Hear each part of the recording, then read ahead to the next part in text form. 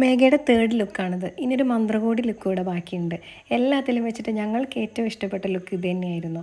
പാവം ഉറക്കം വന്നിട്ട് ഉറങ്ങിപ്പോയിട്ടാ. ഇത് മധുരവെപ്പിൻ്റെ ബ്യൂട്ടി സ്പോട്ട് അല്ല കേട്ടാ, വേറൊരെണ്ണം കണ്ടുപിടിച്ചിട്ട് ഡാർക്ക് ചെയ്തു. ഹെയർ കംപ്ലീറ്റ് ക്രിമ്പിങ് കൊടുത്തതിന് ശേഷമാണ് ഹെയർ സ്റ്റൈൽ ചെയ്തത്. മേഘ റിക്വസ്റ്റ് ചെയ്ത ഹെയർ സ്റ്റൈൽ തന്നെയാണ് ഞങ്ങൾ ചെയ്തു കൊടുത്തത്. പക്ഷേ ആ ഒരു ഫോട്ടോയിൽ ഉണ്ടായിരുന്ന ഹെയർ ആക്സസറി ആയിരുന്നില്ല അത്. ഒരുപാട് തപ്പിയിട്ടും കിട്ടിയില്ല. അപ്പോൾ ഞങ്ങൾ എന്ത് ചെയ്തു, 2 പീസ് വാങ്ങിയിട്ട് ഒറ്റ പീസ് പോലെ പെയർ ചെയ്ത് കൊടുക്കുകയാണ് ചെയ്തത്. നെറ്റ് സാരി ആണെങ്കിൽ അതിൻ്റെ സ്കേർട്ടും സെയിം ലെങ്ത്തിൽ തന്നെ അളവെടുത്ത് സ്റ്റിച്ച് ചെയ്യാനായിട്ട് നോക്കണം, അല്ലെങ്കിൽ മേഘയ്ക്ക് പറ്റിയ പോലെ പണി കിട്ടും. കാലിൻ്റെ ആ ഒരു ഭാഗമായതുകൊണ്ട് നമ്മൾക്ക് വേറെ അഡ്ജസ്റ്റ്മെൻറ്റ്സ് ഒന്നും ചെയ്യാൻ പറ്റില്ല.